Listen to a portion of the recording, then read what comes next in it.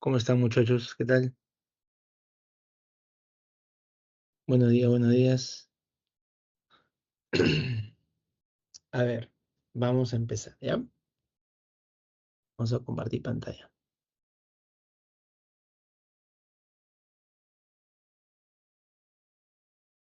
Listo. Ahí ya se puede observar, creo. Muy bien. A ver, muchachos. Empezamos. Espero su participación. No me dejen hablando solo. Me va a dar sueño, muchachos. La clase sale aburrida, sale fea. Sí que ustedes ya saben. Muy bien. Bolívar. Simón Bolívar, ¿no? Logra, pues, la independencia del Perú, ¿no? Ustedes recordarán, Batalla de Ayacucho, 9 de diciembre de 1824. Después de eso, Bolívar agarra y se queda en el Perú un tiempo más. Aprueba recordar una constitución vitalicia, ¿no? Bolívar se quiere quedar para siempre en el Perú acá como dictador, cosa que le levanta muchas críticas, ¿no? A Bolívar acá en el Perú y allá en la Gran Colombia, que era su país, también quiso hacer lo mismo y también despertó muchas críticas. Por ese motivo, debido a la fuerte oposición que encontró allá en la Gran Colombia, Bolívar va a tener que dejar el Perú para ir allá y solucionar el problema en su país.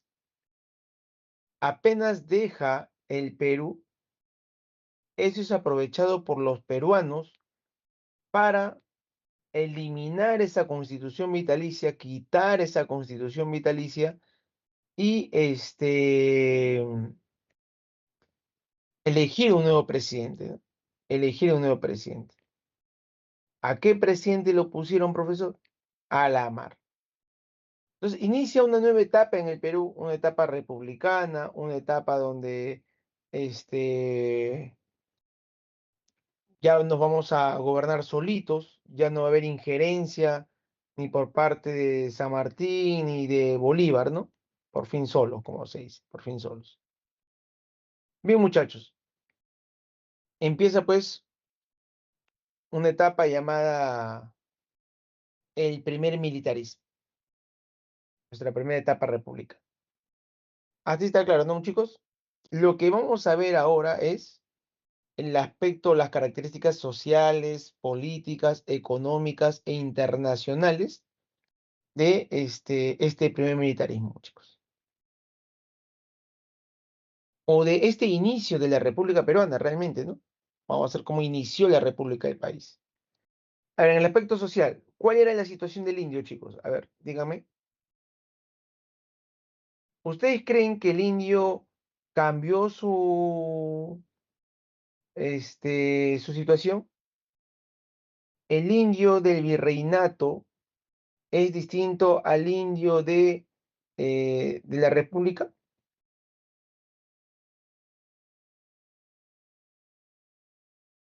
o es igual? ¿Cambió realmente la situación del indio, chicos? ¿O no cambió la situación del indio?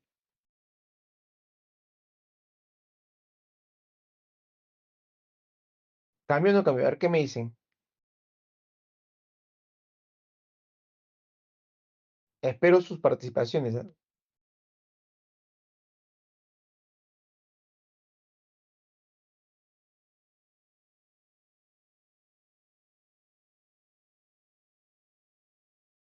A ver, muchachos, ¿cambió o no cambió la situación del indio?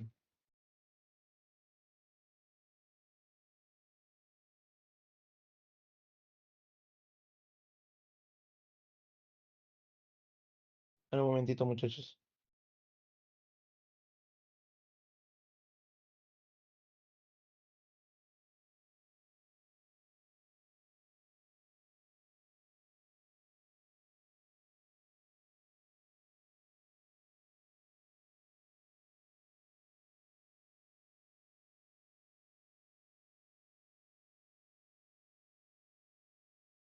Ya, muchachos, ahora sí, les preguntaba yo, ¿ha cambiado la situación del indio? ¿El indio del virreinato es igual que el indio de la República o sigue siendo lo mismo? A ver, prendan su micro y participen, por favor. Ya le dije, no me dejen hablando solo, ¿ah?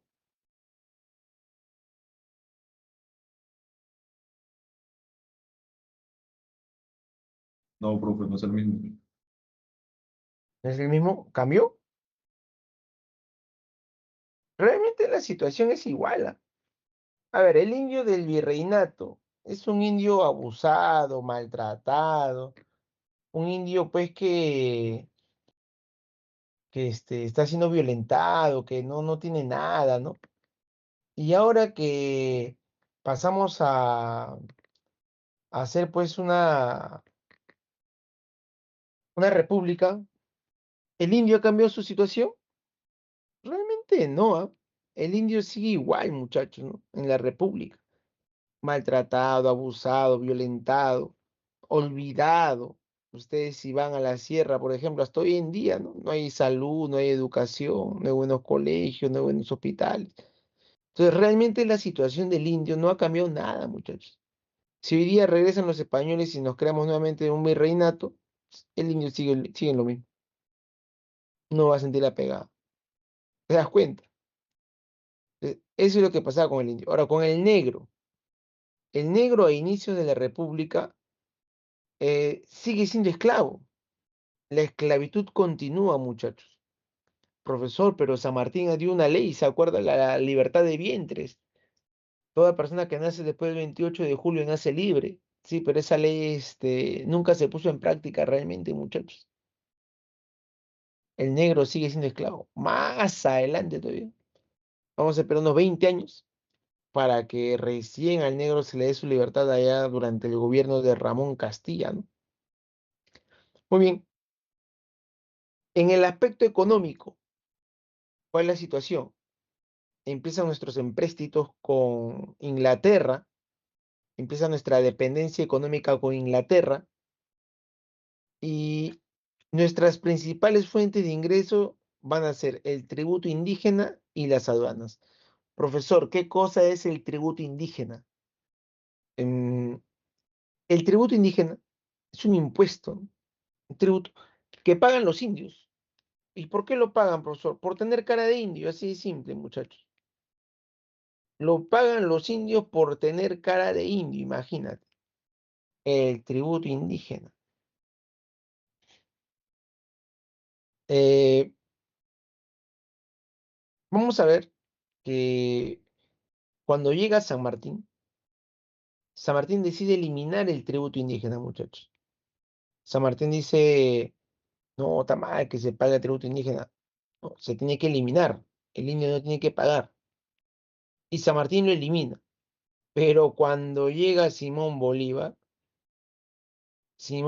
agarró, Simón Bolívar agarró y dijo, oye, el Perú no tiene plata, ¿no? No, no tiene plata. ¿Cómo así podemos sacar plata entonces? Mira, con el tributo indígena. Entonces, ¿qué hizo Simón Bolívar? Restablece, muchachos, el tributo indígena. Se restablece el tributo indígena. Eso hizo Bolívar. Pero le cambia de nombre, ¿eh? Ya no lo va a llamar tributo indígena Bolívar, sino lo va a llamar la contribución personal indígena. Profe, ¿qué quiere decir eso? O sea, le dice al indio, ¿no? Indio, tú ya no vas a pagar tributo, ¿no? Vas a contribuir con tu país, le dijo. Ya no es tributo indígena, sino contribución personal indígena. O sea, era lo mismo, pues, siendo muchachos, era lo mismo, ¿no? Atorrante, ven, con los indígenas. Muy bien, vamos a ver que más adelante todavía se elimina también este tributo indígena. A ver, en el aspecto internacional, nuestras fronteras no están delimitadas. Entonces se van a aplicar dos principios para delimitar nuestras fronteras: el uti possidetis y la libre determinación de los pueblos. Profesor, ¿qué cosa es el uti possidetis? Es lo que vas a poseer lo que tuviste, lo que has tenido. O sea, por ejemplo, mira, si tú antiguamente, hasta el año de 1810 tenías 1 millón de kilómetros cuadrados, Ahora, en la República, vas a tener el millón de kilómetros cuadrados. Vas a poseer lo que has tenido. O sea, si tú antes tenías tanto territorio, ahora te corresponde lo mismo. Y se toma como referencia la fecha de 1810. Profesor, ¿y por qué se toma como referencia de 1810? Porque ese año, ¿qué cosa empezó, muchachos? Empezó las guerras de independencia. Las guerras de independencia, muchachos. La guerra de independencia.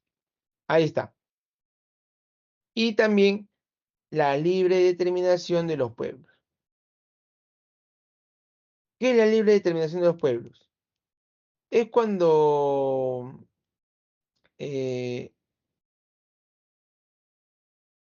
los pueblos van a votar para ver a qué país ellos quieren pertenecer. O sea, ellos son los que van a elegir a qué país pertenecer, muchachos. Esa es la libre determinación de los pueblos. Y lo otro es pues el uti possidetis. Muy bien, muchachos. Entonces tenemos ahí el aspecto internacional. Ahora vamos a hablar del aspecto político. En el aspecto político va a haber un predominio de jefes militares, ¿no? Va a haber un caudillismo militar, muchachos. Van a ser pues los militares los que van a gobernar en esta primera etapa del país. Y tú te preguntarás, pero pues, ¿por qué? Ah, eso fue pregunta de examen de admisión, ¿ah? Lo que pasa es que ellos son los que gobiernan, ¿ya? Porque ellos se creen con el derecho de gobernar. ¿Por qué ellos se creen con el derecho de gobernar? Porque ellos son los que han luchado, pues, en las guerras de independencia. Ellos son los que han luchado en la guerra de independencia. Entonces, como ellos son los que han luchado en la guerra de independencia, ellos se creen con el derecho de gobernar. Aparte que los civiles no están organizados. No existen, muchachos, partidos políticos. Los civiles todavía no están organizados, ni nada de eso, así que por ese motivo, son los militares los que van a gobernar en esta primera etapa. Por eso se llama primer militarismo. Ahora, ¿qué es lo que va a pasar con estos militares? Ellos sí van a pelearse entre ellos por el poder. Y va a ocurrir una inestabilidad política tremenda. Tremenda, muchachos. Una inestabilidad política tremenda. Nadie va a poder terminar su gobierno. Nadie. Nadie, muchachos. Bueno, por ahí uno que otro, como Gamarra, Ramón Castilla, ¿no? Pero acá de rato van a dar los golpes de Estado. Golpe tras golpe, golpe tras golpe y golpe tras golpe de Estado, muchachos. Así como escucha.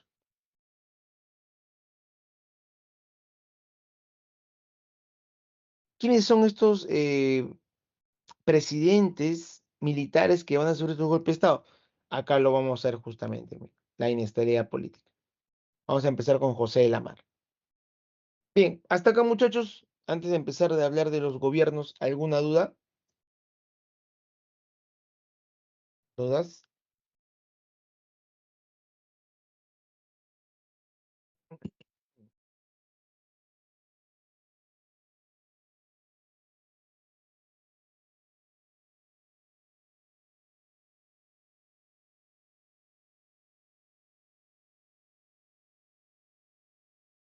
¿Dudas, muchachos? ¿Está todo claro? ¿Hable?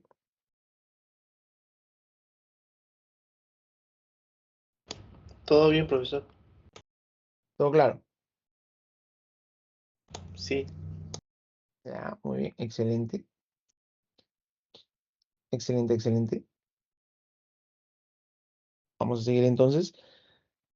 Empezamos a hablar de los gobiernos. José de la Mar. A ver, José de la Mar, muchachos. Él agarra y entra a gobernar y crea una constitución, aprueba la constitución de 1828, una constitución de corte eh, liberal, de corte liberal. ¿Cuál es la diferencia entre liberal y conservador, profesor? Bueno, el liberal es quien cree que el poder lo debería tener el Congreso. El Congreso debería tener mucho más poder que el mismo presidente. En cambio, los conservadores creen que el presidente debe tener mucho más poder que el Congreso, ¿no? Esa es la diferencia. ¿Ya, muchachos? Liberal y conservador. Recordará, durante el gobierno de José Lamar ocurre la ocupación a Bolivia. ¿Qué es lo que pasaba en Bolivia? Miren, Bolívar había creado este país llamado Bolivia y había dejado ahí a su brazo derecho al famoso este, Sucre. Y Sucre, muchachos, él agarró, estaba gobernando Bolivia, pero los bolivianos lo quieren votar a Sucre. El Perú, ¿qué es lo que va a hacer? Perú agarra y ocupa Bolivia, no para ayudar a Sucre y a los venezolanos, sino para ayudar a los bolivianos. Y los peruanos junto con los bolivianos logran expulsar a los venezolanos, lo votan a Sucre. Sucre, muchacho molesto, se regresa, se va a la Gran Colombia y se queja con Bolívar. ¿Y Bolívar qué cosa hace? Nos hace la guerra, pues chicos. Nos hace la guerra por haber ayudado a los bolivianos a votar a Sucre. Bolívar cuando nos hace la guerra, chicos, este, al principio estábamos ganando, luego empezamos a perder. Por ese motivo, Gamarra le mete el golpe de estado a la mar. Y Gamarra, chicos, firmó un tratado de paz con la Gran Colombia, llamado el Tratado La Reagual. En ese gobierno de Gamarra también nace un nuevo país, por cierto, llamado Ecuador, y con Ecuador vamos a firmar nuestro primer tratado fronterizo. ¿Cómo se llama nuestro tratado fronterizo? Tratado Pando Noboa con el Ecuador. Aunque Ecuador nunca ha respetado nuestros acuerdos, ¿no? Ecuador siempre se ha metido, ¿no? Siempre se ha metido. Bien, ¿qué más, profesor? A ver,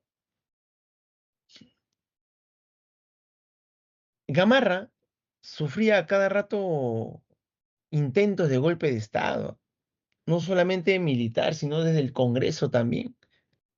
Por ejemplo, hay un congresista llamado Francisco de Paula González Vigil que intentó vacarlo con una moción de vacancia del Congreso. No llegaron a los votos, por eso que Gamarra se salva, pero también hubo intentos militares de, de sacarlo del poder a Gamarra, pero Gamarra va a ser salvado, cuenta la historia algunas veces por su esposa, ¿no? Su esposa que montaba a caballo y disparaba armas, algo fuera de lo común de la época, ¿no? Ahí aparece una mujer importantísima en la historia republicana del Perú. Dicen que ella era la verdadera presidenta, la que gobernaba el país. Aparece la esposa de Gamarra, la mariscala, doña Francisca de Subiaga,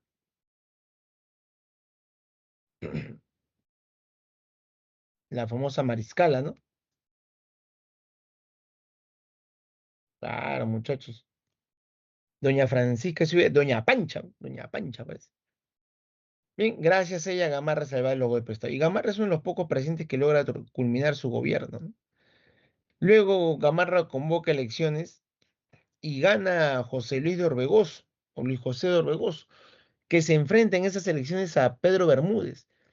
Pedro Bermúdez agarra, muchachos, y cuando se enfrenta a Orbegoso, Bermúdez pues se queda picón, ¿no? No acepta la derrota y quiere darle el golpe de Estado a Orbegoso. El ejército lo apoya a Bermúdez, la mitad del ejército lo apoya a Bermúdez, la otra mitad lo apoya a Orbegoso. Muchachos, se da un enfrentamiento entre Orbegoso y Bermúdez. Chocan, muchachos. Ejército contra el ejército. El mismo ejército choca. A eso se le llama una guerra civil, la Civil War, entre Bermúdez y Orbegoso, chicos. Ocurre una guerra civil que terminó de una manera extraña, porque el ejército de Bermúdez eh, no gozaba con la aprobación del pueblo, y ellos se dieron cuenta, ¿no? Que no tenían la aprobación del pueblo, por eso que eran rechazados. Ellos se dieron cuenta de eso, ellos se dieron cuenta de eso, y por ese motivo, muchachos, decidieron no pelear más, decidieron eh, hacer la paz con el ejército de Orbegoso. Por eso que cuando se cruzaron el campo de batalla, el ejército de Bermúdez tira las armas, se acerca al ejército de Orbegoso y los abraza. Y así acabó la guerra, muchachos. La primera guerra civil de la historia de Perú, con un abrazo. A eso se le conoce como el abrazo de Maquinguayo. Un abracito. El abrazo de Maquinguayo, muchachos. Ahí está. Pero igual al año siguiente le metieron su golpe de estado a Orbegoso. ¿Quién, profe? Felipe Santiago Salaverry, el presidente más joven que ha tenido nuestra historia del Perú. 28 años, muchachos. 28 años y era presidente. Salaverry, chibolito, 20 añero, era presidente del Perú. Él le mete el golpe de estado a Orbegoso. Y Orbegoso se va a quejar con Santa Cruz. Le pide ayuda a Santa Cruz, presidente de Bolivia. Favor, boliviano, Santa Cruz, ayúdame a recuperar el Perú. Santa Cruz le dice, ya yo te ayudo, pero me vas a deber una grande. Me la vas a pagar. Ya, pídeme lo que tú quieras. Ya, le dijo Santa Cruz. Y Salaverry se une con Gamarra. Y se formaron las parejas. Y no para bailar, ¿no, muchachos? ¿Sí o no? Dos versus dos. Dos versus dos. Salaverry con Gamarra versus Orbegoso y Santa Cruz. Tres batallas. Yanacocha, Chumayo, Sucabaya. En la primera gana Santa Cruz, Gamarra es derrotado en la primera. En la segunda, Salaverry gana, pero en la tercera batalla y última batalla, la batalla de Socabaya, Salaverry es derrotado y es capturado por Santa Cruz y Santa Cruz lo fusila. Así muere el presidente más joven que hemos tenido, muchachos. Salaverry muere fusilado. Muere fusilado. Ahí está. ¿Qué les parece? ¿Dudas? ¿Dudas, muchachos? ¿Dudas? ¿Allen? No, profesor. ¿Todo está claro? ¿Sí? Sí. Excelente, muchachos. Santa Cruz le dijo a Orbegoso, ¿no? Oye, Orbegoso, ya te ayudé, tú me prometiste algo. Y Orbegoso le dice, pídeme lo que tú quieras. ¿Qué me vas a pedir? Le dijo. Mira, yo lo que quiero es el Perú. Y Santa Cruz obtiene el Perú, muchachos. Orbegoso se lo da. De esa manera se crea la Confederación Perú-Boliviana. Ahí está. La famosa Confederación Perú-Boliviana. Se une Perú y Bolivia. ¿Nos favorecía que se una Perú y Bolivia, chicos? ¿Compartimos similitudes con Perú y Bolivia?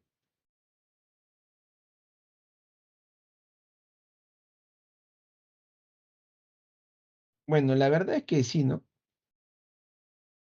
Compartimos, por ejemplo, este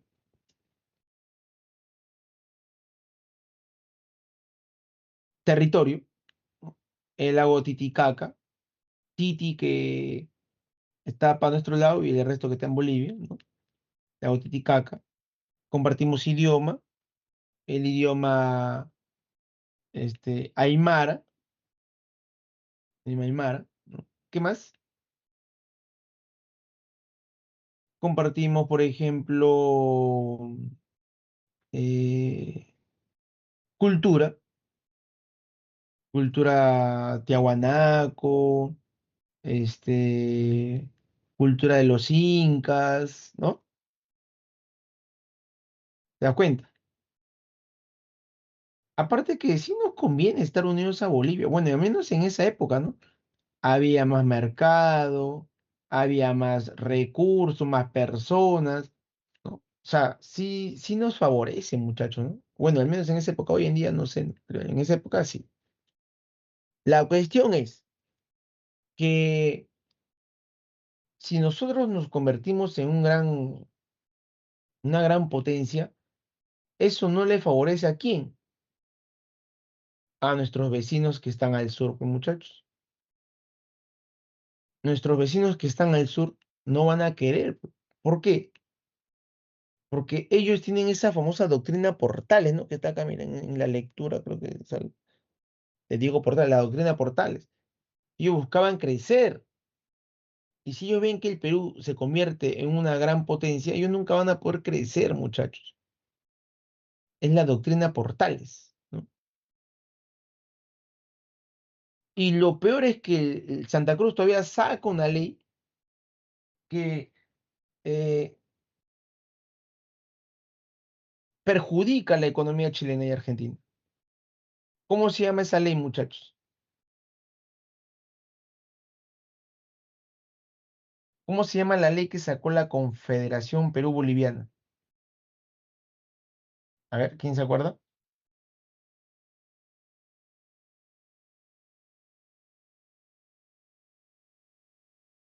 Eso es importantísimo.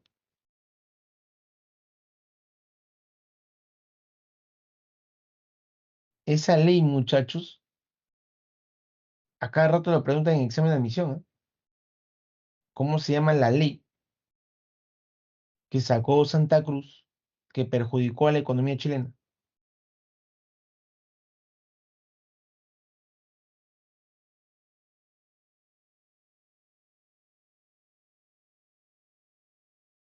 ¿Eh?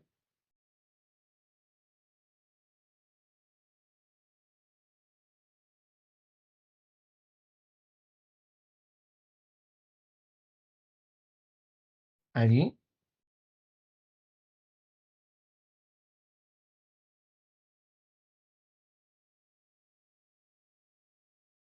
Repito, ¿cómo se llama la ley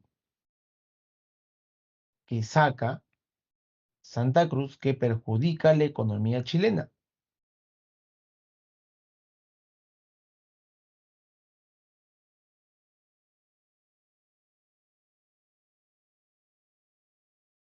Esa ley se llama,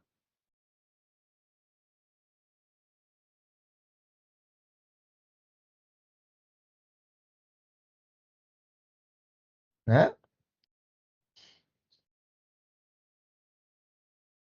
La ley de puertos libres, muchachos. La ley de puertos libres. Recordar.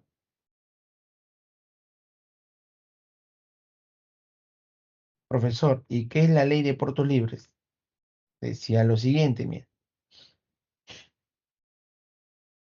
Tú, comerciante extranjero, si deseas hacer comercio con nosotros, la Confederación, lo puedes hacer.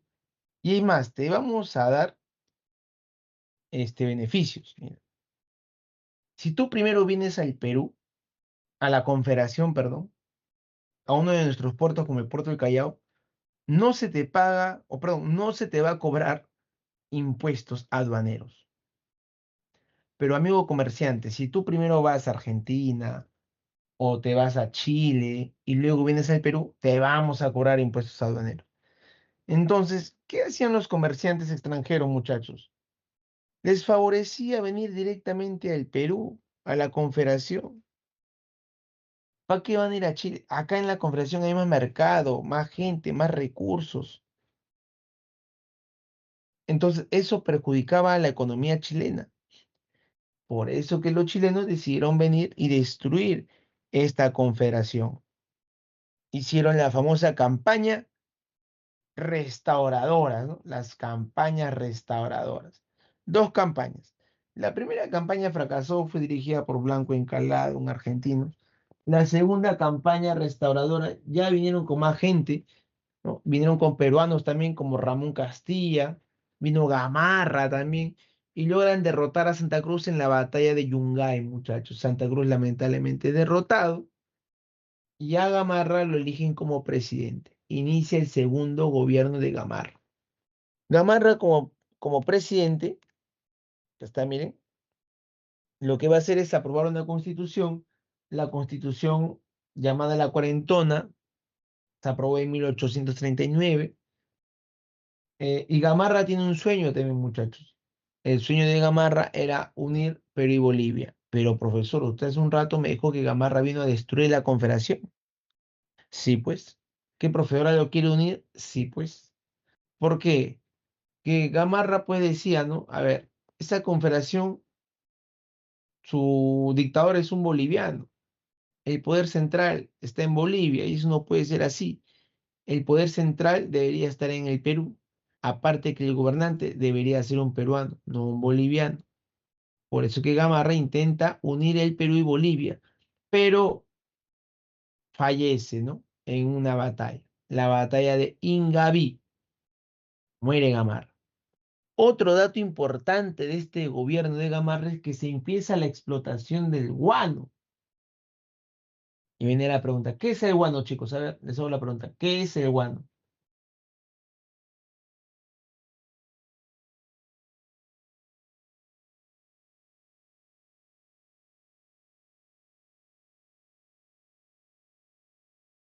¿Qué es el guano?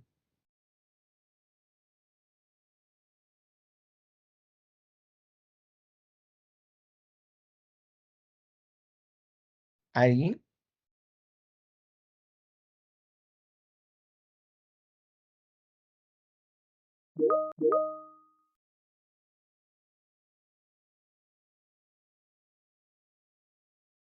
¿Nadie? ¿Qué es el guano, muchachos? A ver. ¿Un fertilizante? ¿Mm? Muy bien, el guano es un fertilizante, excelente. El guano nos va a sacar de nuestra pobreza en ese momento y nos va a generar grandes cantidades de dinero. Pero al final todo terminó siendo una mentira, ¿no? Una mentira, muchachos. ¿Verdad? Por eso es que esa época de guano es conocida como la prosperidad falaz, ¿no? A ver, el guano era muy importante, ¿eh?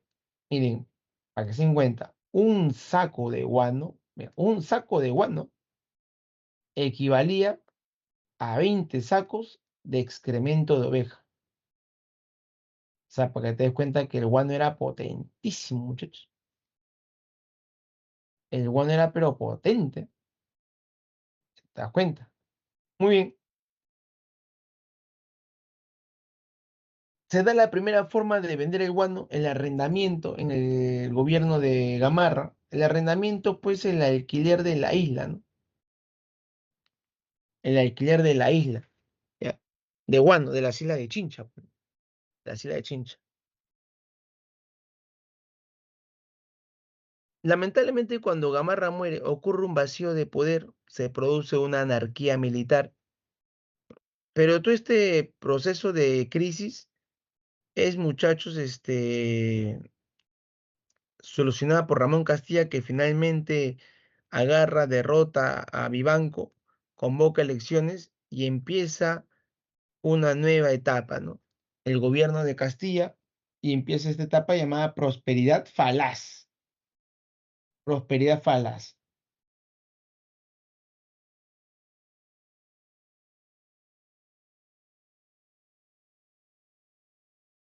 Un ratito.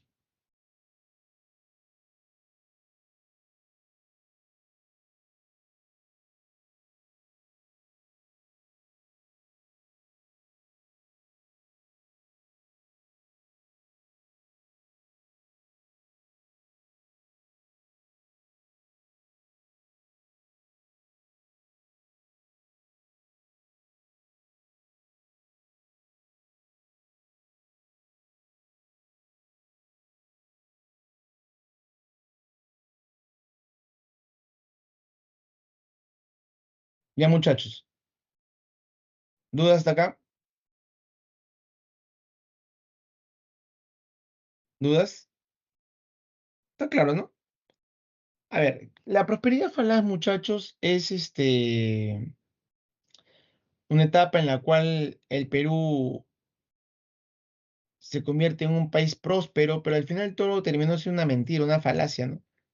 El Perú al finalizar termina con más deudas y termina más pobre de lo que era antes, imagínense. Eso es la prosperidad falaz. Tuvimos plata gracias a la venta del yuan.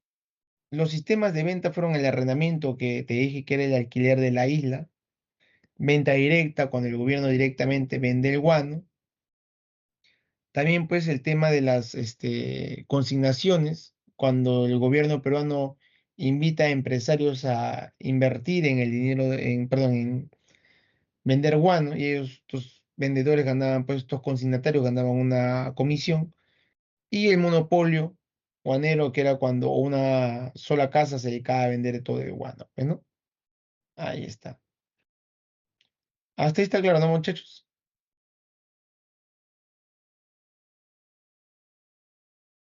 Sí, profesor. Muy bien, chico, muy bien. Empieza el gobierno de Castilla. Ahora, durante el gobierno de Castilla, ¿qué ocurre? Se da el primer presupuesto nacional, se traen a los chinos para que trabajen acá recogiendo guano, ¿no? Migración china, los chinos de Cantón, los chinos culíes. Este, se paga la deuda externa y también se paga la deuda interna. ¿Cómo se llama la ley que sirvió para pagar la deuda interna? Eso es a cada rato también ponen en admisión. A ver, ¿qué es la deuda interna? Nosotros le debemos plata a criollos peruanos, muchachos, que le prestaron dinero a San Martín y a Bolívar. Supongamos que hay un criollo llamado Pepito, y Pepito venía y le decía a San Martín, ¿no? San Martín, vengo a prestarte 1.000 soles. Yo sé que el Perú necesita dinero ahorita para pelear contra los españoles, y yo vengo a darte 1.000 soles. Tú no le estás prestando el dinero a San Martín, tú le estás prestando dinero al Perú, al Perú. Entonces San Martín agarra y te hace un documento, ¿no? Muchas gracias, Pepito, por haberle prestado dinero al Perú.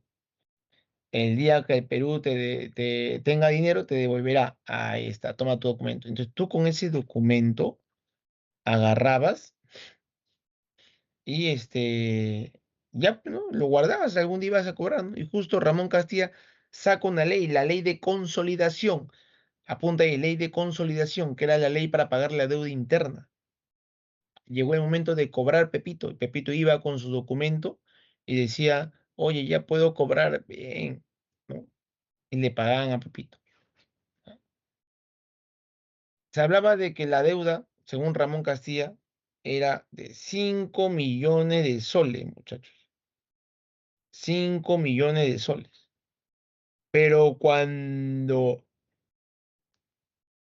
Ramón Castilla deja el poder y entra el presidente Echenique, se da un escándalo, chicos. El escándalo de la consolidación, en la cual esa deuda de 5 subió a 25. ¿Cómo? Lo que pasa es que, ¿te acuerdas de esos documentos de Pepito? Ya, Echenique estaba falsificando esos documentos. Imagínate, falsificando documentos. Echenique estaba falsificando la firma de San Martín. Echenique estaba falsificando la firma de Bolívar. Increíble, ¿no, muchachos? Increíble. Bueno, Ramón Castilla, al darse cuenta de esto, va a meterle el golpe de Estado, y para eso va a prometer dos cosas, ¿no? Quiere apoyo del indio y del negro. Al indio le prometió eliminar el tributo indígena, y al negro, ¿qué le prometió? Su libertad. Y Ramón Castilla cumplió. Ramón Castilla le da el golpe de Estado a Echenique y da la libertad a los negros. ¿Cómo se llama la ley que sirvió para darle la libertad a los negros? Apunta ahí, apunta ahí, la ley de manumisión. La ley de manumisión. Ley de manumisión. La ley de manumisión es la ley que sirvió para este, darle la libertad a los negros. ¿Ya? Muy bien. Después del segundo gobierno de Castilla viene el gobierno de San Román, que va a estar poco tiempo, nada más. San Román se muere, muchachos, ¿no? Prácticamente no hizo absolutamente nada, pues, ¿no? Y ahí nomás empieza la guerra contra España. Cuando muere San Román, asume su vicepresidente Peset y ahí ocurre la guerra contra España. Profesor, ¿cómo ha sido la guerra contra España? ¿Cuál fue el pretexto para iniciar esta guerra? Miren, esta guerra inicia de la siguiente manera. Hay un incidente en una hacienda llamada Talambo, la hacienda Talambo, donde en este incidente es una pelea que ocurre entre peruanos y españoles, y muere un español muere.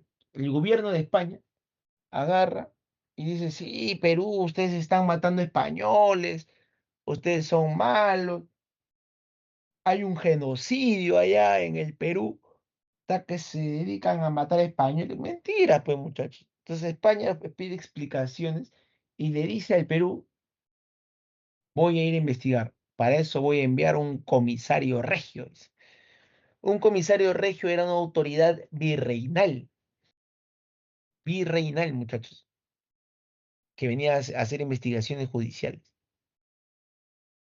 Pero nosotros no somos virreinato, profesor, ¿para qué nos envía eso?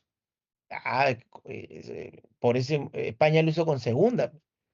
Como nos envía esa autoridad, obviamente el Perú rechaza recibir al comisario regio, lo rechazamos y automáticamente los españoles nos hacen la guerra. Y lo primero que hacen es tomar las islas de Chincha. Es lo primero que hacen, muchachos. Tomar las islas de Chincha, imagínense. Eh, Peset, el presidente Peset en ese momento, en vez de pelear, Peset cobarde, firma un tratado. Firma un tratado, muchachos. Un tratado indigno, por cierto. El Tratado Vivanco Pareja. Un tratado donde nos rendimos, donde le damos las islas de Chincha a España, donde prometemos pagarle toda la deuda a España, ¿no? La verdad que desastroso, desastroso, ¿no? Entonces, Mariano Ignacio Prado, por ese motivo, decide darle el golpe de estado a Peset. Desde Arequipa se rebela a Prado. Prado se rebela, le mete el golpe, y Prado crea la Cuádruple Alianza. La Cuádruple Alianza, con Bolivia, Chile y Ecuador. Se enfrentan a España en el famoso combate del 2 de mayo, y adivinen qué, ganamos. Ganamos en el combate del 2 de mayo, muchachos. Ahí está, lo máximo, lo máximo. Derrotamos a España y España nunca más vino. Pero, lamentablemente, toda guerra, chicos, y eso tienen que tenerlo claro, toda guerra que ocasiona.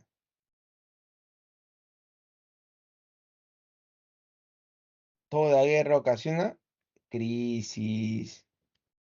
Toda guerra ocasiona crisis, muchachos.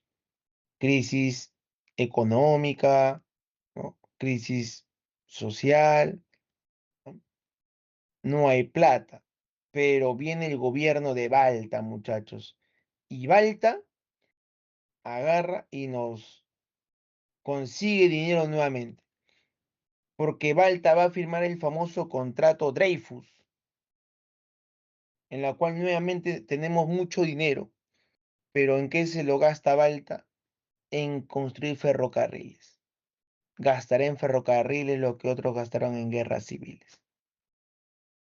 Ferrocarriles que no sirvieron y al final fue una estafa todavía. Imagínate. Fue una estafa, muchachos. Una estafa total. Bien, chicos. Eh, ¿Qué más, qué más, qué más, qué más? Allá, en este gobierno de Balta, convoca elecciones y gana el partido civil. Los militares no quieren dejar el poder. Le tienen miedo a los civiles. ¿Cómo es posible que los civiles gobiernen? No, eso está mal. Entonces los militares agarran y le meten el golpe de estado a Balta, muchachos. Golpe de estado a Balta. Y lo matan. Esa rebelión es conocida como la sublevación de los hermanos Gutiérrez. Tomás, Silvestre, Marceliano y Marcelino Gutiérrez. Ellos, muchachos, le meten el golpe de estado a Balta y lo matan. Pero acá hay que ser inteligente. Mira, cuando uno hace un golpe de estado, chicos, tiene que saber que tiene que tener la aprobación del pueblo, la aprobación de, de los militares. Estos hermanos no tuvieron el apoyo de nadie. Por eso que el pueblo se le revela a los hermanos Gutiérrez. Agarra a los hermanos y los mata. Los cuelga del campanario de la Catedral de Lima. Y luego los queman. Así acabó la rebelión de los hermanos Gutiérrez y inicia el primer gobierno civil de la historia peruana. El primer civilismo. Manuel Pardo y Lavalle, muchachos. En este gobierno,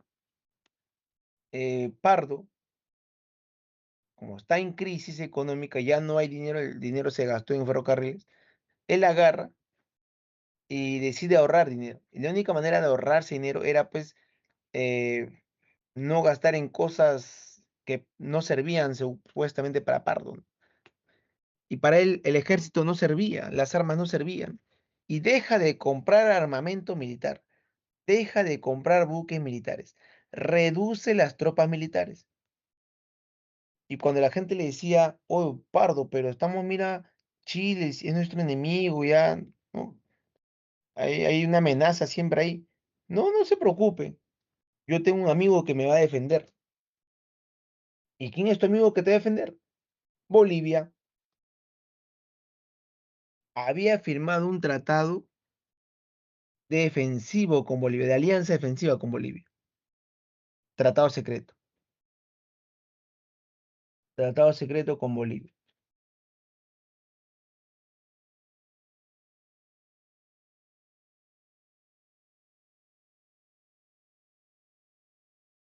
Ya, muy bien, muchachos. Entonces, te decían, Pardo deja de comprar armamento, deja de comprar buques, reduce las tropas militares por ahorrarse plata, pues, muchachos. Durante su gobierno también se preocupa bastante por la educación, eso es cierto, educación primaria gratuita, hasta tercer grado. Se crea la Universidad La UNI, Universidad Nacional de Ingeniería. Luego entra a gobernar Prado, Mariano Ignacio Prado, y ahí nomás nos agarra la guerra contra Chile. ¿Por qué se dio la guerra contra Chile, muchachos? La guerra contra Chile obviamente es una guerra económica, no se dio por salitre. El salitre que había en Tarapacá y en Antofagasta, pues, ¿no? Y también porque había tensiones políticas entre Bolivia y Chile. Recordar que Bolivia le aumenta el impuesto de los 10 centavos a Chile. Y Chile no va a querer pagar ese famoso impuesto de los 10 centavos, ¿no? Por eso que empieza el conflicto, el enfrentamiento. A ver, se da de esta manera, muchachos, la guerra, empieza la guerra y lo primero que van a hacer es pelearse en el mar, la campaña marítima. Aquí destaca pues el Huáscar de Miguel Grau y las correrías del Huáscar. ¿Qué son las correrías del Huáscar? Bueno, el Huáscar agarraba, atacaba y se iba, atacaba y se iba, ¿no? Se corría, pues, ¿no? Se eran conocidos como las correrías del Huáscar, ¿no? Huáscar veía un barco por ahí chileno, ¡plá!, lo atacaba y al toque ¿no? Se iba corriendo, ¿no? Destruía un barco y al toque se iban, ¿no?, las correrías de Huáscar. Nadie podía con el Huáscar. Hasta que finalmente llegó el combate de Angamos, donde eh, se capturó al Huáscar y a Grau le cayó un cañonazo y no quedó nada de Grau, ¿no? Solamente un huesito de su pie nomás, ¿no? Pobre, pobre Grau, ¿no? Pobre Grau. Luego empieza la campaña terrestre, donde todas perdimos, ¿eh? Todas las batallas perdimos, todas las batallas. La campaña terrestre, muchos. La única que ganamos fue la batalla de Tarapacá. Nada más. El resto fue pérdida, pérdida, pérdida y pérdida.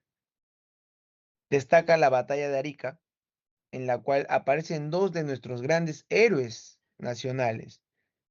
Alfonso Ugarte, que se tiró del morro de Arica, ¿no? Con su famoso caballito tiro al blanco. Corre con el viento, tiro al blanco y se lanzó Alfonso Ugarte con la bandera, muchachos, del morro de Arica, para defender nuestra bandera.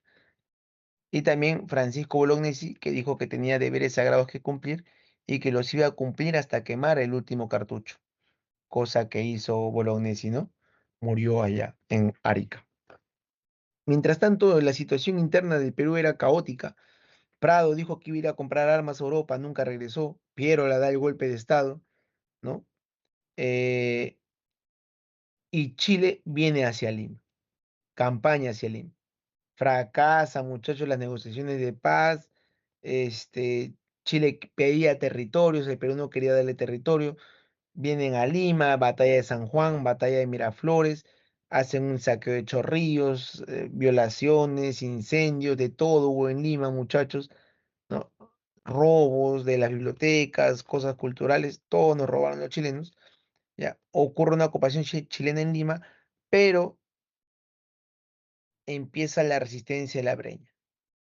Andrés Avelino Cáceres, el Taita, el brujo de los Andes, agarra y empieza a luchar, a resistir desde la sierra. Y Cáceres no pierde ninguna batalla en la sierra. Cáceres fuerte en la sierra, no perdía ninguna batalla en la sierra, muchachos. Pero siempre, nunca falta un traidor. Desde el norte aparece un traidor llamado Iglesias, que da el famoso grito de Montán. E Iglesias se rinde, muchachos, y dice, yo me rindo ante Chile, ya, yo sí quiero la paz, y yo sí les voy a dar territorio a los chilenos. Chile le dice, mira, Iglesias, nosotros te vamos a dar la paz con una condición. Eh, la condición es que nos ayudes a derrotar a Cáceres. E Iglesias agarra y hace traición a la patria, porque ayuda a los chilenos a derrotar a Cáceres, y Cáceres es derrotado en la batalla de Huamachuco, muchachos. Se acaba la guerra y se firma el Tratado de Ancón. ¿Qué decía el Tratado de Ancón? El Tratado de Ancón decía que perdíamos Tarapacá para toda la vida. Si Tarapacá se pierde para toda la vida, muchachos. Tacna y Arica iban a pasar a manos chilenas, pero por 10 años nada más, ¿ah? Después de 10 años tenía que hacerse un plebiscito, en la cual la población de Tacna y Arica iban a votar, ¿no?, a qué país ellos quieren pertenecer. Profesor, ¿y se dio o no se dio el plebiscito? Eso lo veremos las próximas semanas, ¿no? Vamos a ver si se dio o no se dio el plebiscito.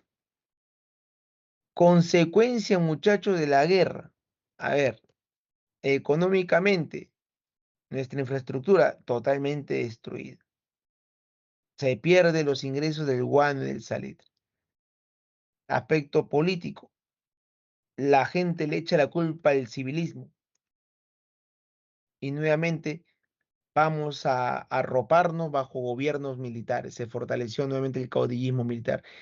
El siguiente periodo que sigue se llama la Reconstrucción Nacional, también conocido como el segundo militarismo, muchachos. Pero eso ya lo veremos más adelante. Hasta aquí nos quedamos el día de hoy. Ahí le paso las claves. A ver, apunten, apunten, apunten. Claves. 1, Army. 2, BTS. 2, BTS. 3, enano. Enano. 4, dedo. Y la última es cachimbo, cachimbo, cachimbo. Cuídate mucho. Nos reencontramos la próxima semana. Chao, chicos.